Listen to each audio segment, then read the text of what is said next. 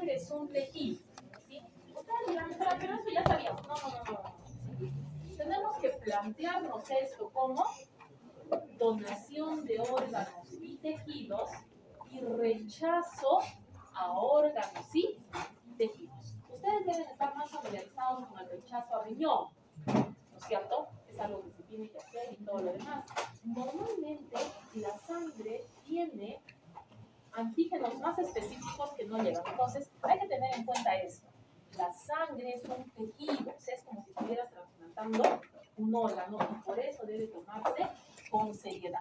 Ahora, aquí tenemos que establecer por qué necesitamos las transfusiones de sangre. Tenemos en primer lugar la parte de los glóbulos rojos, en segundo lugar la parte de las plaquetas, junto con los factores de coagulación que juntos hacen coagulación. La parte de las células, de los granulocitos, es medio complicada. Entonces, eso no es parte de la donación de sangre habitual, pero es parte de la donación de órganos y tejidos. A ver, ¿cómo? ¿Se recuerdan del trasplante de médula ósea? ¿Se han hecho macro? ¿Se han hecho medicina? ¿Qué les tiene que haber hecho macro?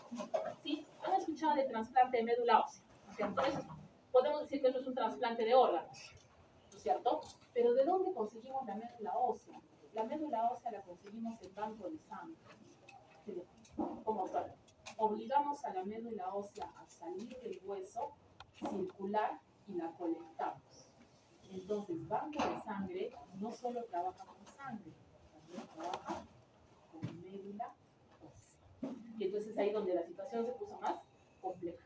Idealmente, depender de un tejido vivo que tiene que ser donado y manejado de manera delicada es complicado.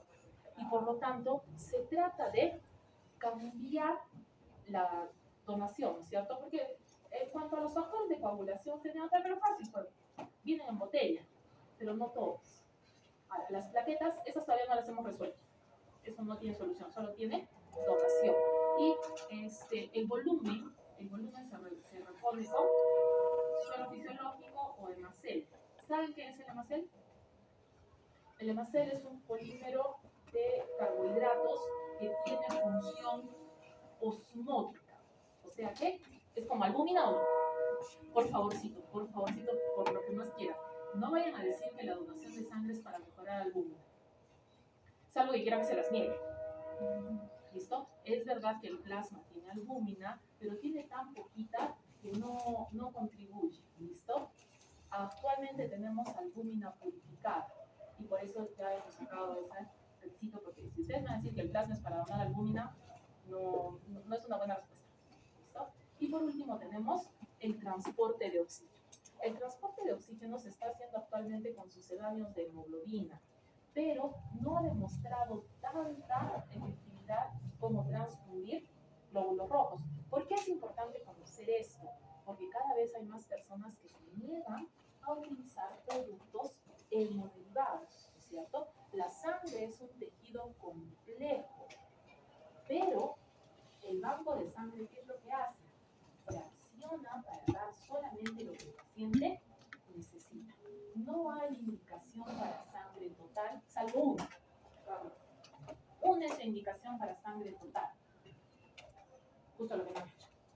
Exsanguíneo transfusión. ¿Qué es exsanguíneo transfusión?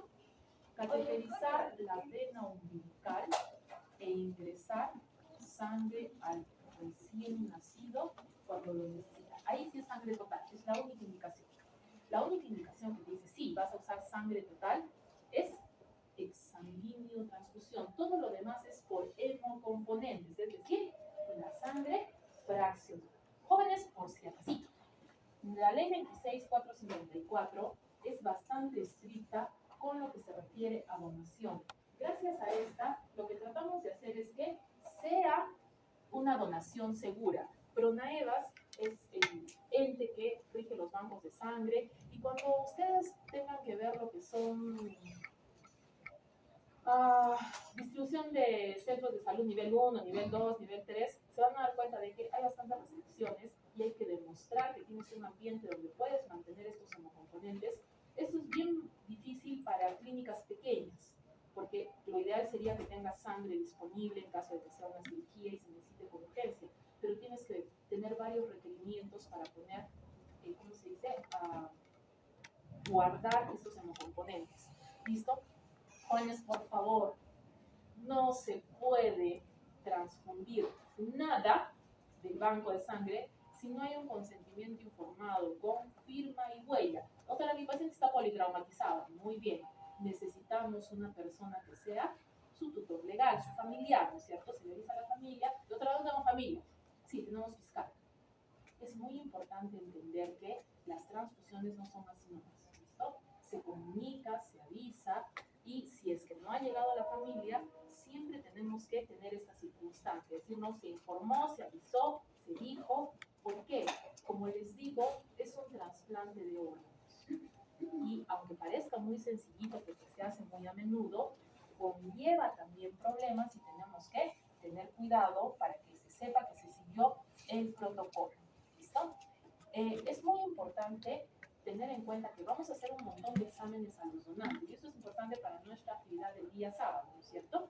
Vamos a hacer un montón de exámenes y no les vamos a poder decir a nadie. O sea, los exámenes se publican de la bolsa. Cuando yo digo, esta bolsa ha sido evaluada, no digo esta bolsa es de Periquito, no digo esta es la bolsa 1538 y pongo todos los exámenes. Esos resultados se los doy de manera privada al paciente. ¿Listo? Y obviamente ese es uno de los beneficios que tenemos cuando donamos, que recibimos nuestros resultados, pero eso es de manera personal, porque hay que proteger al donante, ¿sí?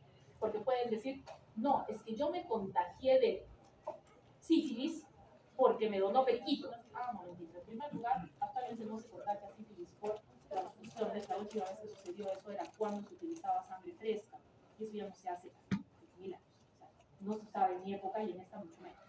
¿Cierto? Entonces hay que tener en cuenta eso, no vaya a ser que busquen al donante y cosas así. Pero muy distinto es la hemovigilancia. La hemovigilancia le permite al banco trazar una bolsa de sangre mínimo 5 años, y hay bancos que tienen 15, 20, 25. O sea, si tú a día de hoy, con sus 20 años, ya no cumplió 20, ¿no es cierto? Dices, a mí me hicieron exsanguíneo transfusión y ahí me contagié. ¿De qué quieren caso? De VIH. Pues muy bien. Hay bancos donde puedes hacer la trazabilidad, porque estamos obligados a guardar 15 años de registros. ¿Listo? Entonces, sí, hay que empolvarse en papel hasta las orejitas, pero lo sacas. Eso no te lo vamos a decir a ti. Ni de broma. El personal que hace hemovigilancia va a buscar, va a hacer el seguimiento, va a buscar la historia clínica del paciente, va a ubicar, ya sea en nuestro banco o con ayuda de otros laboratorios, qué exámenes tiene el paciente, y porque somos una red, ¿no es cierto? Si es que el CASE, el Yanaguara, el Rebaliachi tienen al paciente, puedo solicitar eso. Y si mi pacientito que ha donado, Periquito, no tiene VIH, ¿el paciente se puede haber contagiado por la exsanguíneo transfusión? No puede, ¿verdad? Entonces esas cosas son importantes también, porque dicen, la bolsa de sangre, no joven, la bolsa de sangre se evalúa, hay un montón de bolsas de sangre que terminan en hagan sangre porque hay algo que no cuadra.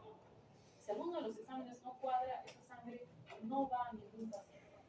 La aprovechamos en tecnología. Y si es que está muy viejita, se tiene que descartar. Pero casi no se elimina casi nada, ¿cierto? Se aprovecha al máximo, ¿sí? Porque no creerán que capturamos estudiantes para sacarle sangre, para hacer agar sangre en el hospital, ¿no es cierto? No, generalmente nos gastamos bolsas y bolsas. ¿Listo? Entonces, tenemos que también tener cuidado con la cadena de transfusión. Los hemocomponentes son muy sensibles a la temperatura y a las condiciones de transporte. Vamos a ver que en algunos casos, con algunas horas que esté fuera de las condiciones ideales, ya no sirve. Entonces, por eso es muy importante tener en cuenta eso cuando estás mandando a la ambulancia ¿no es cierto? Muchas veces les va a pasar que en hospitales pequeños mandas la ambulancia para que te manden sangre, te manden plasma o te manden hemocomponentes, ¿listo? Y por eso es muy importante entender cómo se tiene que hacer esto. ¿Para qué? Para que no lo pierdas. A veces pasa de que no tienes cómo guardar el hemocomponente, porque dice, ya no se va a usar, ¿no es cierto? Digamos, dejó de sangrar, se ha estabilizado y tienen que tener en cuenta que es un tejido aparte. Entonces, transfundirlo a veces es más peligroso que no transfundirlo. Entonces, decimos, ¿y ahora qué hacemos con esta bolsita de sangre? Si tienes cómo guardarla, la puedes guardar. Si no, fue la pobre bolsita, ¿no es cierto? Entonces, eso es muy importante. ¿Sí? Porque dicen, ¿por qué siempre hay que donar? Porque mientras yo mando a la ambulancia al hospital y la ambulancia se quedó atrapada en el tráfico y se pasó el tiempo y se echó a perder el componente, ¿qué voy a hacer con eso? Fue, ¡pum! Se tiene que descartar. Y entonces he perdido todo eso que había preparado. Y siempre se necesita este tratamiento. ¿Por qué? Porque esto no lo vas a comprar en la farmacia, ¿cierto? Muy bien. Entonces tenemos que tener en cuenta que la selección del donante es el paso 1. Aquí vamos a tener bastante problema porque la selección es bien estricta. Uno de sus trabajos es ver el día sábado la lista de requerimientos, ¿no es cierto? Sobre todo si alguno se anima a donar, van a ver que las preguntas, que esa hoja tiene más preguntas que mi examen. Son normalmente entre 30 y 50 preguntas dependiendo del banco. Entonces, y el paciente tiene que estar lee, y casi dicen esto, ni el padre, ni el señor que confiesa les pregunta tantas cosas, ¿no es cierto? Les dicen, no quiero responder. Si no quieres responder, no puedes donar. Por eso, donantes es donde más se pierde. En la selección, normalmente se calcula que en una situación de donación voluntaria, la relación es de 3 a 1. Doctor, y si no es voluntaria, ahí sí los rechazos son muchísimo más. ¿Listo? Porque tenemos que tener en cuenta de que tiene que ser una persona que vaya a ayudar al pacientito. Luego está la extracción, luego está el procesamiento.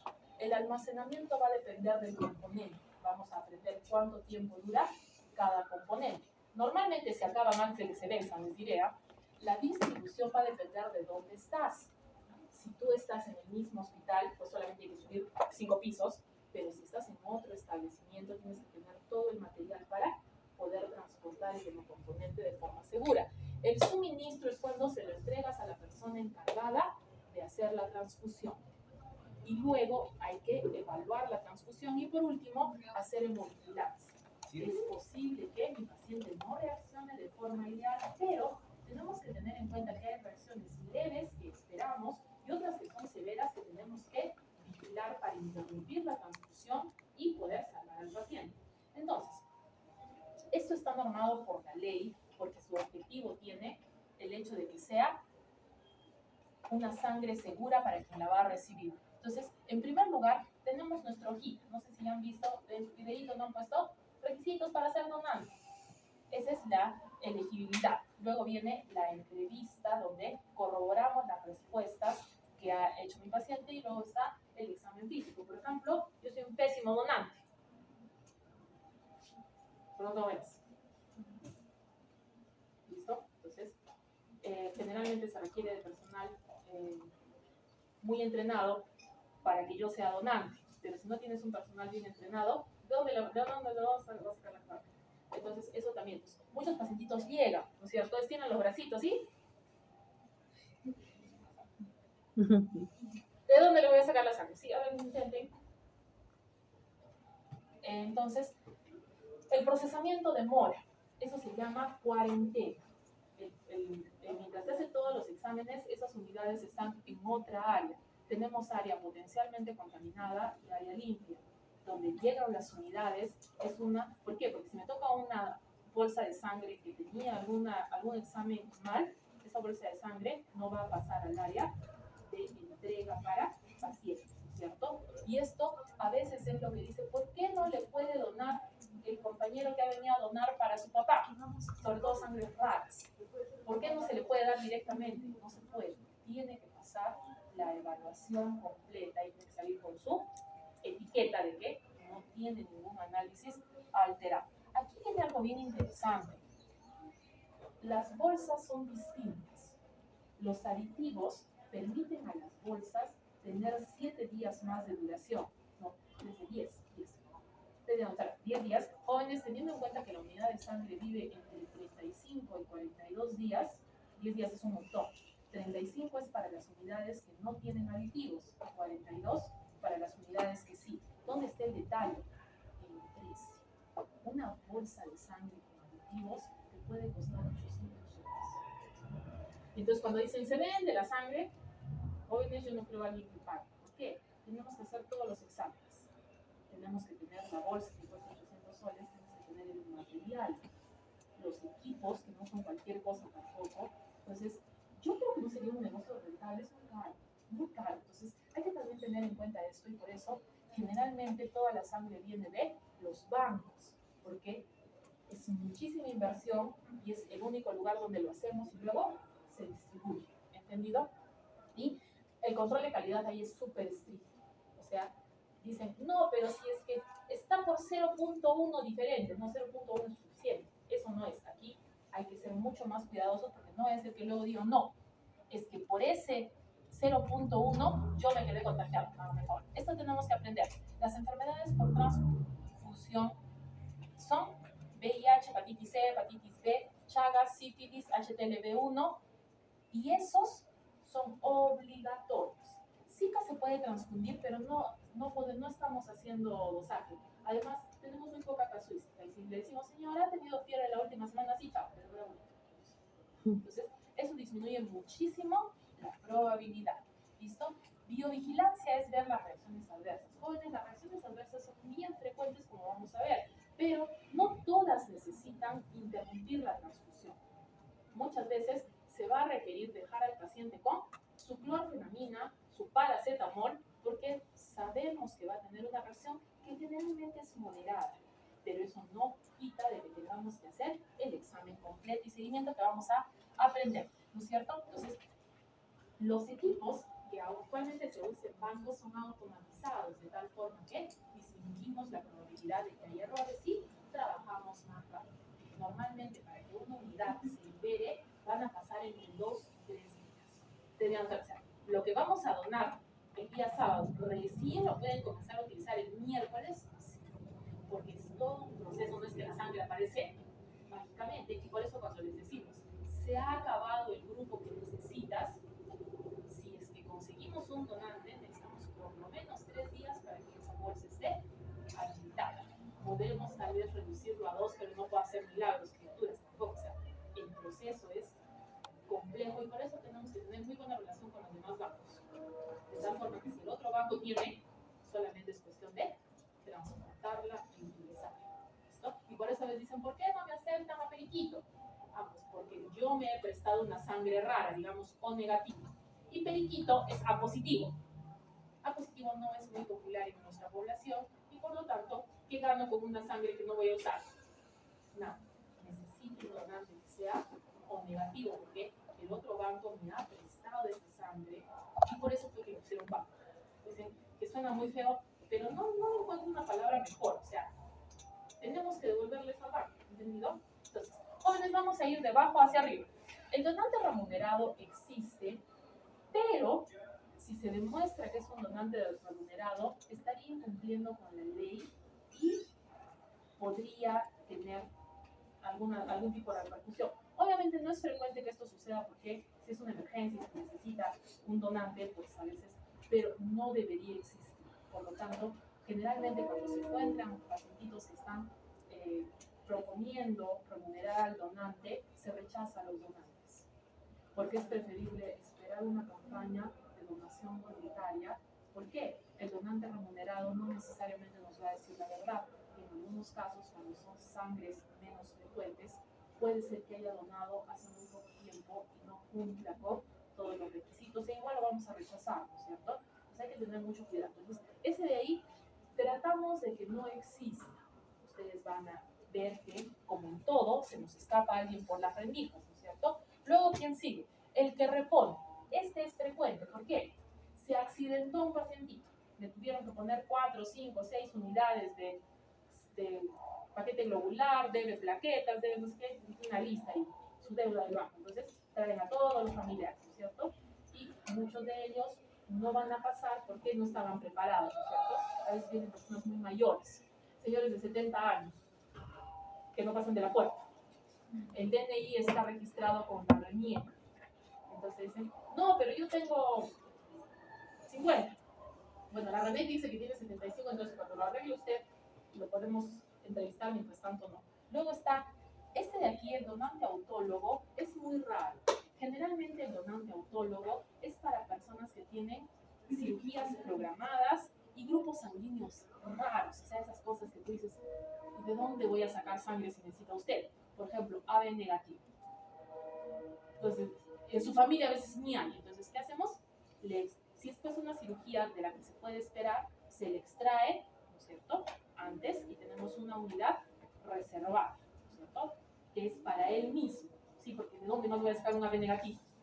¿Eso es frecuente? No, pues, porque la mayor parte de pacientitos podemos tener en el banco, porque si tenemos, el paciente se programa. Si es algo muy, muy raro, ahí sí el mismo paciente tendría que guardar su sangre. Y a veces también se trata para pacientes que no quieren aceptar donaciones externas, ¿cierto? O sea, cirugías que requieren una unidad de seguridad que no podemos confiarnos. Entonces el paciente dice, no quiero de otra persona. Entonces le hacemos una a él, luego se le pone hierro y estimulantes y luego se le opera, ¿no es cierto? Y todos más tranquilos. Y este es el que queremos lograr. Quisiéramos que todas las unidades sean de un donante que acuda voluntariamente. ¿Por qué? Porque normalmente no tiene ningún problema. Entonces, ¿qué es lo que necesitamos como mínimo? Que sea una persona mayor de edad. No se les deja donar a los menores, eso está por ley. Porque a veces vienen así, chicos súper altos, que tú dices, pues sí, volumen de sangre tienen. Sacan el DNI y tienen 17, porque a los 17 se consigue el azul, ¿no es cierto? Si piensan que no los vamos a descubrir. Entonces, y varias veces ha pasado, sobre todo comunidades raras, porque la mamá tiene la misma unidad, la del hijo, y los hijos pues son todos grandes, pero le sacas el DNI y no, son peques. Entonces, hasta que no cumplan 18 no hay forma. ¿Listo? Es proteger al menor. Ustedes dirán, pero o sea, de la vida. Por eso necesitamos los donantes voluntarios. O sea, te decimos, ¿quién viene a donarnos? ¿Qué más? Pesar más de 50 kilos. ¿Por qué? Porque me voy a llevar el 10% de volumen sanguíneo. ¿Sí? Ahora, si tengo un paciente de 70 kilos, alto y bien hidratado, 10% es 700 mililitros. Si tengo un pacientito de 45 kilos, 10% es,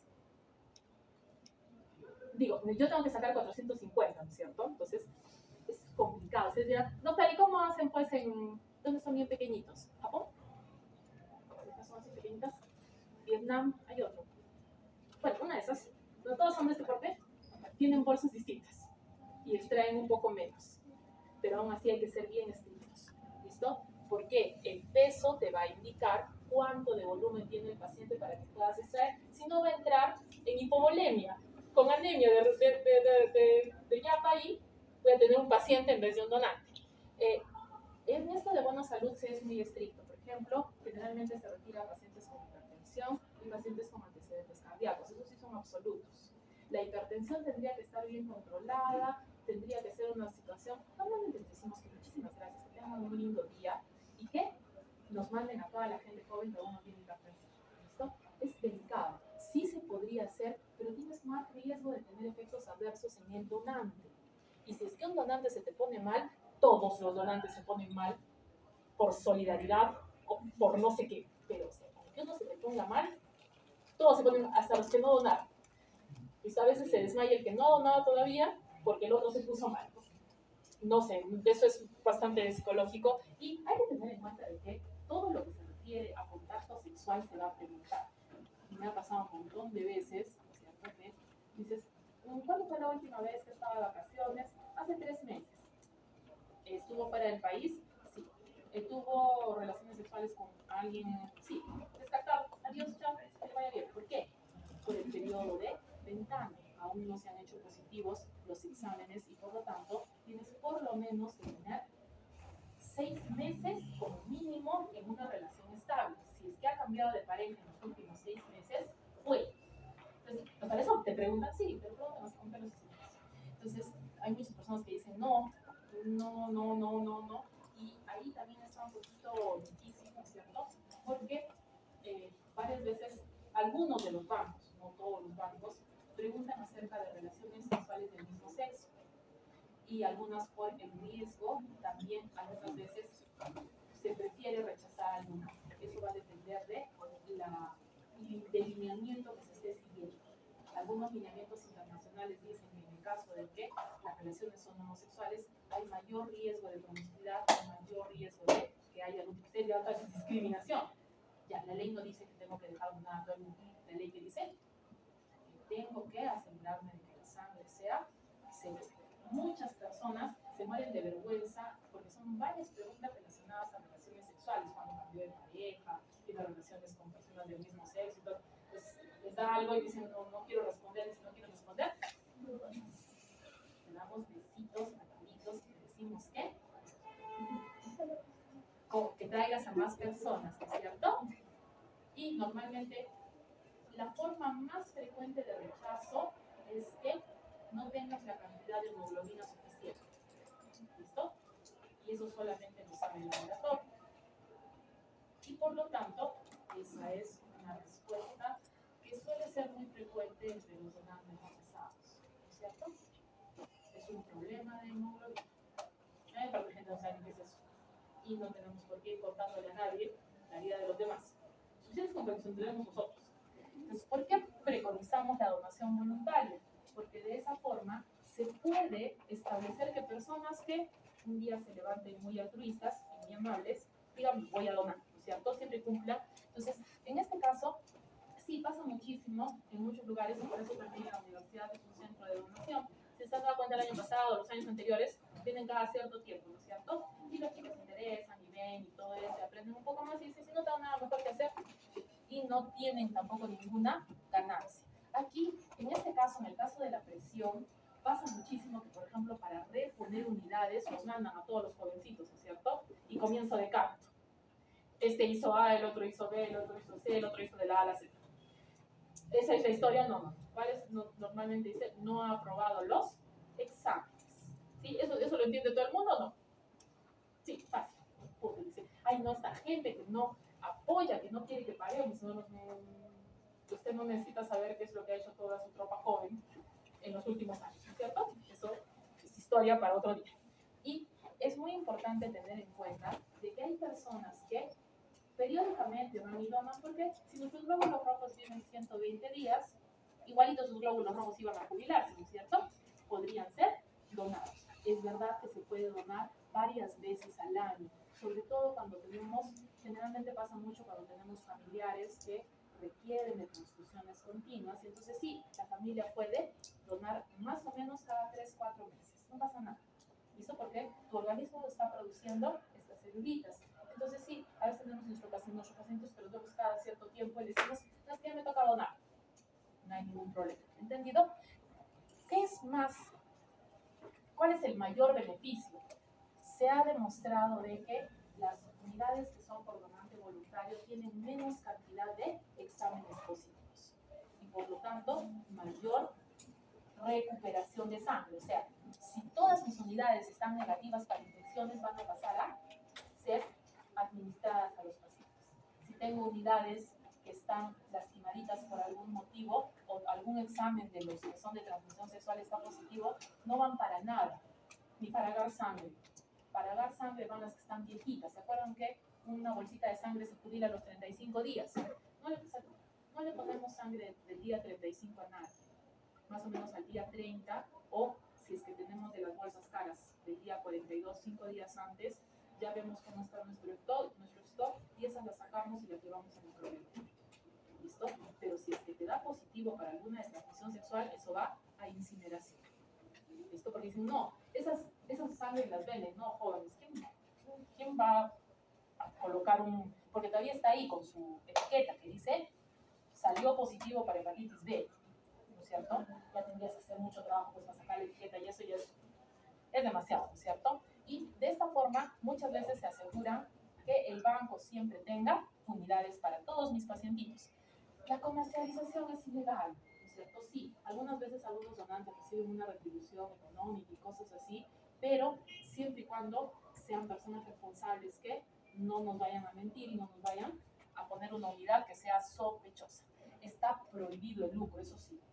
Si es que se descubre a alguien que está vendiendo de verdad las unidades y llegar a pasar, eso sí es categoría de delitos o un show. ¿Listo? Entonces, cuando el donante es voluntario, le va a contar al médico que está haciendo la entrevista toda su vida, ¿no es cierto? Porque sabemos que es algo personal, ¿no es cierto? Nosotros nos ganamos con la vida de todo el mundo y listo. Mejor que el Netflix. Entonces, el paciente realizar exámenes adicionales. Te los recomiendo y más o menos en tanto tiempo y el consultorio que más te conviene está, ¿no es cierto? Entonces, ya de esa forma también a veces los pacientitos aprenden, ¿no?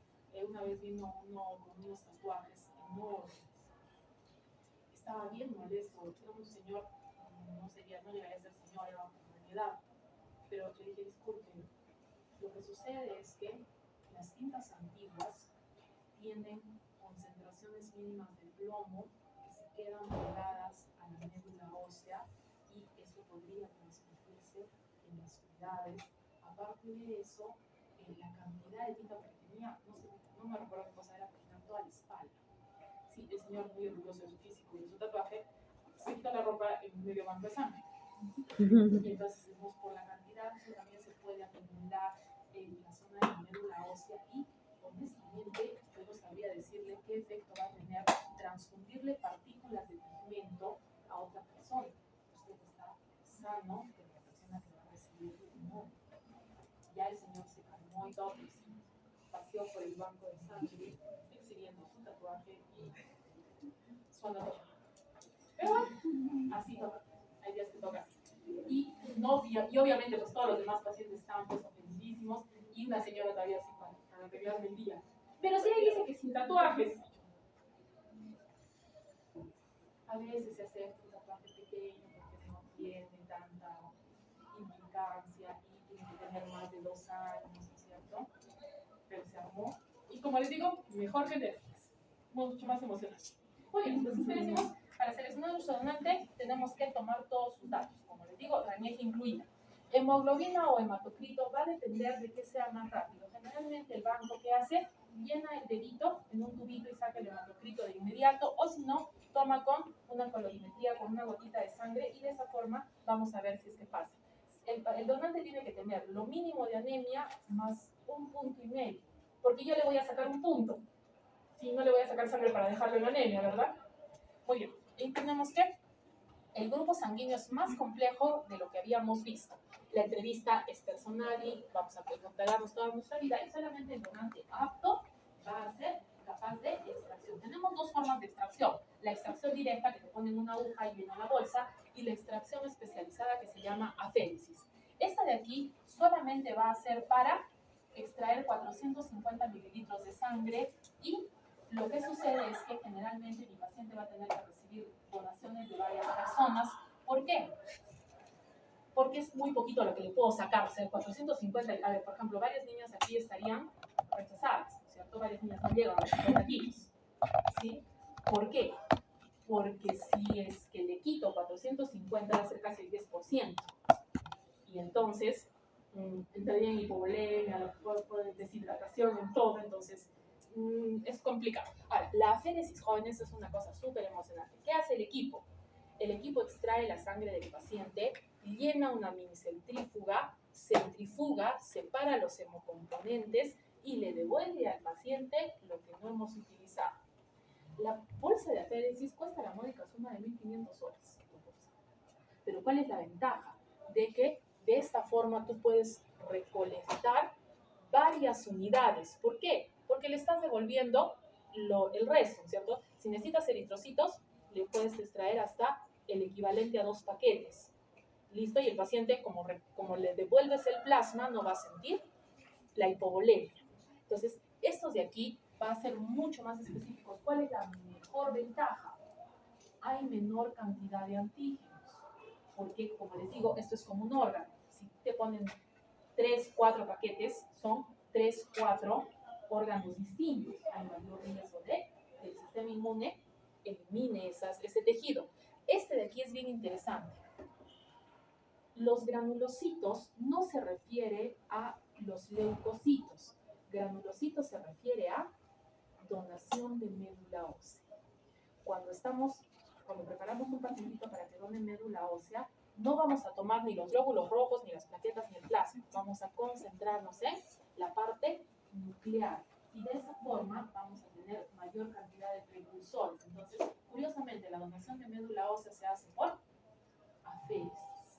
Sí, comprenderán, para aféresis sí no aplico. No hay forma, no hay poder humano. Porque necesitas una vena con 2 calibres más. la extracción normal es con 16 y la extracción en aféresis es con 14. Ustedes dirán, doctora, la inyección que te ponen en la colita, ¿con cuánto es? 21. Entonces hay pacientes que ven la aguja y dicen, porque uno es amarilla y el otro es naranja, pero el color es distinto a los pequeños. Entonces, es por eso, aféresis no aprueba. Extracción de sangre tiene que ser una persona realmente experimentada para que pueda extraer, pero para aféresis no hay poder humano. ¿Listo? Entonces, es muy importante tener en cuenta que el paciente tiene que descansar. De eso se van a fijar el sábado. El paciente tiene que estar en posición semisentada o recostado por lo menos 15 minutos. ¿Para qué? Para asegurarnos de que estabilice su volemia. Jóvenes, no importa quién sea, ni qué tan alto, ni quién sea, porque a veces dicen, no, si es un señor joven y tiene buena masa muscular y lo que sea. No. ¿Por qué? Porque luego se desmayan en la puerta y es porque no le hemos dado tiempo al cuerpo a que se estabilice, ¿no es cierto? Entonces, normalmente los 450 tienen que estar por debajo del 10% y por eso el peso. En cambio, en la aféresis, por la misma venita, va a ir, va a centrifugar y solamente escojo qué quiero. O escojo plaquetas, o escojo plasma, o escojo glóbulos rojos, no. Escojo granulocitos que son de médula ósea. Entonces ese paquetito está mucho más concentrado. La extracción de esto tiene 10 minutos. Otra, ¿por qué 10 minutos? Porque si pasas más tiempo se te coagula la sangre. Hay que tener en cuenta de que se nos puede coagular. Parte de los aditivos es el anticoagulante. Y entonces eso también va a ser perjudicial. ¿Por qué? Si yo pongo varias unidades, estoy poniendo el anticoagulante de cada una de ellas. ¿Y eso puede alterar la coagulación de mi paciente? Sí, eso es parte de los efectos adversos y eso por eso también es peligroso poner muchas unidades porque te puede dar tral, que ahorita vamos a ver. ¿Ha quedado claro? Entonces por eso también nos beneficia la aféresis. Tienes el anticoagulante de una sola bolsa, en lugar de tener el anticoagulante de todas las bolsas que hemos. ¿Listo? Entonces mi pacientito va a estar ¿cuánto tiempo? Unos 25 minutos. Menos de 10 minutos. Si es que es una buena vena, generalmente son 5 minutos para que llene la bolsita. Y luego 10 minutitos como mínimo que descanse, unos 15. Mientras tanto le conversan, le dan tecito y audita. Muy bien. Entonces, cuando haces aféresis tienes que hacer hemograma para hacer el conteo completo. Tienes que asegurarte de que tienes suficientes células de lo que sea que vas a colectar, ¿no es cierto? Normalmente no es obligatorio. Normalmente para donación de sangre nos conformamos con la hemoglobina. Aquí están los de las enfermedades que se transmiten por transfusión. Eso tenemos que aprender. ¿Cómo hacemos el despistaje de VIH? Con el anticuerpo y la proteína P24. Esto significa que es el ELISA de cuarta generación, que es el más reciente y que tiene un periodo de ventana de aproximadamente 15 días, ¿no es cierto? Por eso también es muy importante decirle al paciente cuando ha tenido su último contacto sexual con alguien que sea una pareja nueva, no necesariamente tiene que ser de riesgo, pero aunque sea una pareja nueva, es preferible esperar 6 meses. Ustedes ya pero no está diciendo 15 días, les estoy diciendo que son 15 días porque no suceden transmisiones de VIH en este país desde hace varios años. Lamentablemente, nuestra mancha negra, nuestra vergüenza, es que la última vez que se transmitió VIH fue a un niño, a un lactante. Y sí se demostró que era una unidad que había estado contaminada, que se pasó. Y, si no me equivoco, exactamente hace en 2018. O sea que todavía estamos en vergüenza. Y por eso se ha extremado el hecho de pedir voluntarios, ¿cierto? A ser más estrictos en la entrevista. Y si se ve cualquier actitud que sea de rechazo, le decimos que pase por la mesa de regalitos. Para eso son los regalitos, ¿cierto? ¿He venido a donar sangre y he perdido el día? No. He venido a donar sangre y me han rechazado porque he jalado el examen y me han dado regalitos, ¿no es cierto? Muy bien. Para hepatitis B tengo que tener esto no es diagnóstico, jóvenes, esto es tamizaje de banco de sangre. Busco el antígeno y el anticore total. ¿Se acuerdan? Si yo tengo anticore, he sufrido de hepatitis B, aunque me haya curado. Pero ya me curé. No. Se rechaza. Punto. ¿Entendido? Muy bien. Para el hepatitis C es IgG, HTLV, ¿se recuerdan? Que les dije, este es un virus leucotrófico, se hace para el 1 y para el 2, también IgG. O sea que si me dio y me curé, igualito, se rechaza. Chagas y sífilis, lo mismo. Chagas generalmente el paciente no sabe. Y ahí recién lo diagnosticamos y no es un diagnóstico como tal, sino lo mandamos a infectología, que completen los exámenes y le den tratamiento. Pero sífilis también hacemos IgG. Esto pasa frecuentemente. El paciente dice, pero me dio sífilis cuando era joven, cuando en mis años locos. Señor, no puede donar nunca más en la vida. ¿Listo? Pero nunca más me he portado mal. Sí, señor, pero eso está escrito en la norma. No es que no querramos, pero es porque el laboratorio siempre te va a salir sífilis posible. ¿No? Y si viene a quejarse mi paciente de que le puse una unidad mala y dice sífilis positivo, ¿dónde está mi credibilidad? ¿Dónde se ve el banco? A la desgracia, ¿cierto? Entonces, no.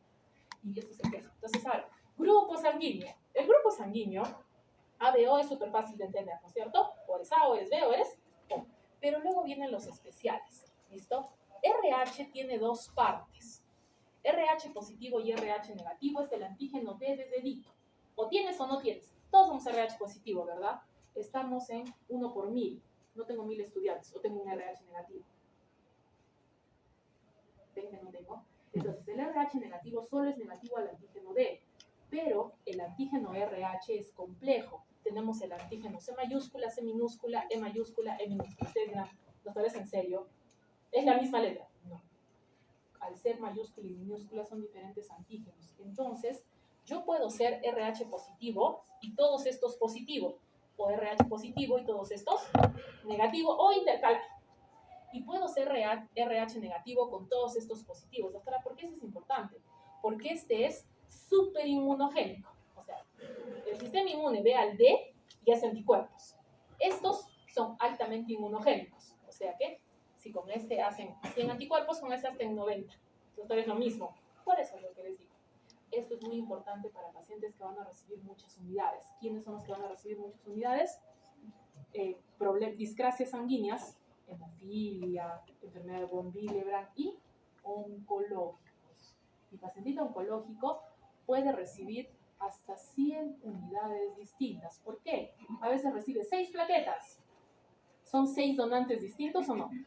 Y todos ellos tienen esta tipificación y pueden generar anticuerpos. ¿Entendido? Entonces, el antígeno RH tiene una doble clasificación. El RH tradicional es el D. El complemento, el inmunofenotipo RH son C mayúscula, C minúscula, E mayúscula, E minúscula. Y luego viene el qué. Jóvenes, realmente no quiero aburrirlos, pero son 53 sistemas de antígenos. Aquí tengo que irme. En 5 minutos, ¿cierto? Sí. Son 53 sistemas de antígenos. Cuando tenemos que hacer donación de médula ósea, ahí sí hacemos un panel más completo.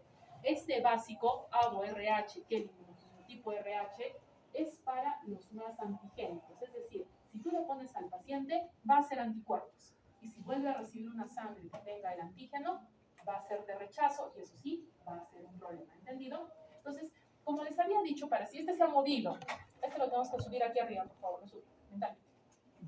Nosotros utilizamos IgG para treponema. Esta es una prueba treponémica y si te sale reactiva, tienes que averiguar si tu pacientito se enfermó antes o se ha vuelto a enfermar, porque el pacientito se puede enfermar de sífilis todas las veces que quiera. Normalmente hacemos el confirmatorio, que es el FTAPS. Ustedes dirán, pero los dos son por anticuerpos, es muy cierto, y si es que te da reactivo, normalmente haces de nuevo la no treponémica. Si es que esta te da positivo a 8 DILs o más, sí tiene sífilis. La mayor parte de veces es que le dio antes, ¿cierto? Y por eso decimos, el tamizaje de banco no es diagnóstico, tienes que referirlo a infectología para que le hagan el diagnóstico. Entonces, por eso RPR es sumamente valiosa. RPR te dice si es que hay actividad de sífilis actualmente. Y además te va a decir cuando le des tratamiento si se cura. Y por eso cuando el paciente te dice, una vez me dio sífilis, le decimos chao, besitos.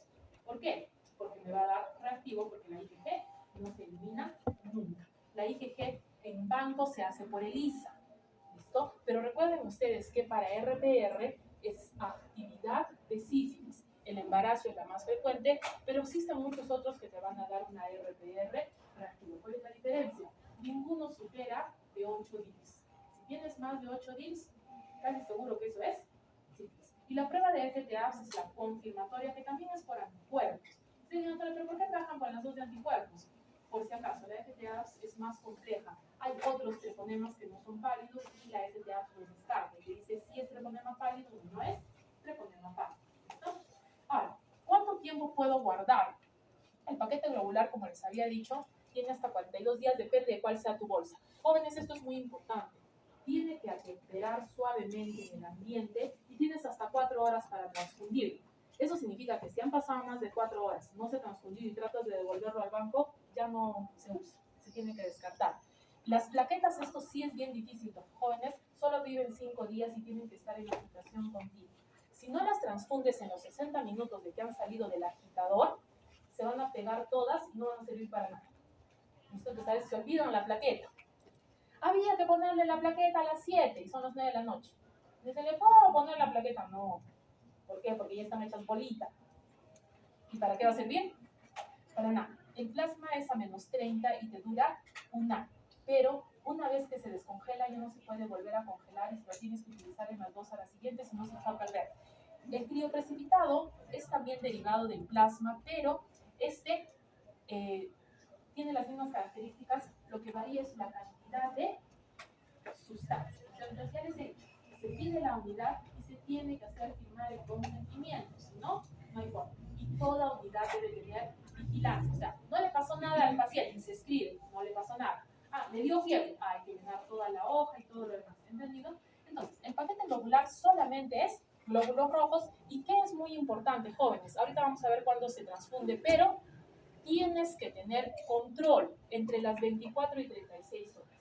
Si es que lo haces antes, no sirve. No estás haciendo un control adecuado. ¿Cuánto esperas que suba? Un punto de hemoglobina por cada paquete que has transfundido. Otra vez, paciente tiene 5. Aspiramos al 7. No hacemos más. ¿Listo? Entonces, nuestro corte es 7. 7 generalmente se va a transfundir. Pero si es que es un paciente con problemas cardíacos, tratamos de tener 8. Entre 8 y 10. Si tiene más de 10 de hemoglobina, hay que transfundirlo, depende. Si es que tiene, digamos, 11 de hemoglobina, pero antes tenía 16, y ha perdido una gran cantidad rápidamente y no deja de sangrar, ahí sí es necesario transfundir. Por eso es muy importante evaluar a cada paciente. En caso de plaquetas jóvenes, el concentrado plaquetario sale de la donación de sangre y solo me da 5.000 plaquetas. La aféresis me da entre 30.000 y 50.000. ¿Y cuánto espero que suban las plaquetas? Aproximadamente van a subir el 60% a la hora y vamos a tener 40% extra a las 24 horas. No se hace dosaje después. ¿Por qué? Se calcula que para ese tiempo ya se gastaron todas. Entonces, muchas veces dicen, las plaquetas que le has puesto a tu paciente le han servido. ¿Qué te están preguntando? ¿Le has hecho control de plaquetas a la hora de haberse transfundido y a las 24 horas? ¿Entendido? ¿Y a quiénes se transfunde, jóvenes? Depende. Si tienes un paciente que no tiene problemas, puedes esperar hasta que tenga 10.000 plaquetas. O sea, ustedes que están sanitos, digamos que se perdieron sus plaquetitas, pues todavía podemos esperar. Pero si es que tienes sepsis o algún problema no están consumiendo, puedes esperar hasta 20.000 plaquetas. Si es que tienes coagulación intravascular diseminada, hasta 50.000. Esta es la más importante. Si tienes una cirugía del sistema nervioso central, una hemorragia cerebral que haya sido reciente o una cirugía de ojo, no puedes dejar que baje de 100.000. Si tienes 100.000 o un poco menos, ya puedes transfundir. ¿Listo? Entonces, por eso, las plaquetas se transfunden de acuerdo al paciente. Ustedes, personas sanas, sin cirugía de ojos, sin cirugía de cerebro, con 20.000 plaquetas estarían tranquilos. Porque recuerden que la transfusión también es un riesgo, ¿no es cierto? Pero eso no va a ser para todos. Plasma fresco congelado es incrementar factores de coagulación. Más o menos cuánto va a aumentar, 20 a 25. Generalmente no tenemos prueba. Y vamos a revertir warfarina. Ese es su mayor uso. Le pones plasma fresco congelado para que salga de la hipercoagulación por warfarina. Muchas veces eso te permite operar más rápido al paciente. Otra utilidad, sí puede utilizar para otros factores de coagulación, no es muy frecuente. Entonces, el crioprecipitado es diferente. ¿Por qué? Porque este tiene fibrinógeno. ¿Listo? Se puede utilizar en von Willebrand y cuando no hay frasquitos de factor 8. Es lo que más concentra. Los pacientitos que hacen reacción, tenemos que quitarle los leucocitos. ¿Para qué? Para que no me haga reacción. Hay que tener mucho cuidado, jóvenes. El paciente que es trasplantado, tienes que asegurarte que no tiene citomegalovirus en la unidad. Porque si le contagias citomegalovirus a un paciente trasplantado, se muere. ¿Entendido? Eso es bien importante. Por eso al paciente trasplantado hay que tener mucho cuidado cuando se le ponen unidades. ¿Por qué? Es muy probable que más o menos la mitad de nosotros tenga citomegalovirus. Y no sabemos porque nuestro sistema inmune está bien. Pero el trasplantado con virus no sobrevive. La probabilidad de que muera es muy alta. Si vamos a tener que hacer varias transfusiones, tratamos de recuperar los valores, ¿no es cierto? Un paquete globular por un crioprecipitado, por un concentrado plaquetario, por un plasma fresco congelado. Entonces, aquéjense, pues, doctora, ¿no es mejor ponerle sangre completa? Se ha visto que no, que el riesgo inclusive es menor cuando pones las 3 componentes por separado, a diferencia de la sangre completa. ¿Listo? Y las aféresis se puede utilizar también como tratamiento, eso deben aprender. Cuando tienes un Guillain-Barré, tienes que hacer plasmaféresis. ¿Qué estoy sacando? Plasma, muy bien. Y cuando tengo anemia drepanocítica o anemia de células falciformes, voy a sacar los glóbulos rojos. Eso se llama eritroaféresis.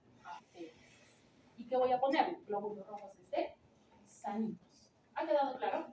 O sea, aféresis puede ser para donación y para tratamiento. Muy bien.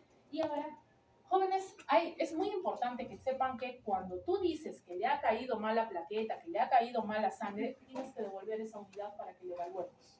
Puede ser uno de los anticuerpos raros que les he dicho y siempre se necesita hacer un examen completo de orina seriado, me parece que es a la hora, a las 6 horas y a las 24 horas. ¿Para qué? Para ver si hay hemoglobina.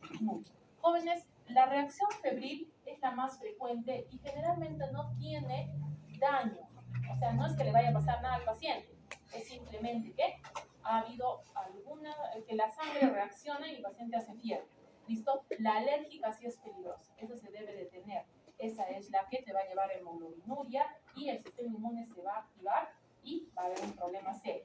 La más severa es TRAL, esto es edema pulmonar no cardiogénico.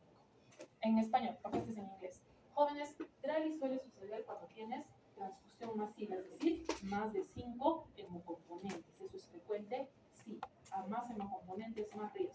La mortalidad en TRALI es bien alta. ¿Es frecuente? No. Necesitas una transfusión masiva para que suceda. ¿Entendido? Muy bien, tenemos preguntas, dudas, quejas o denuncias.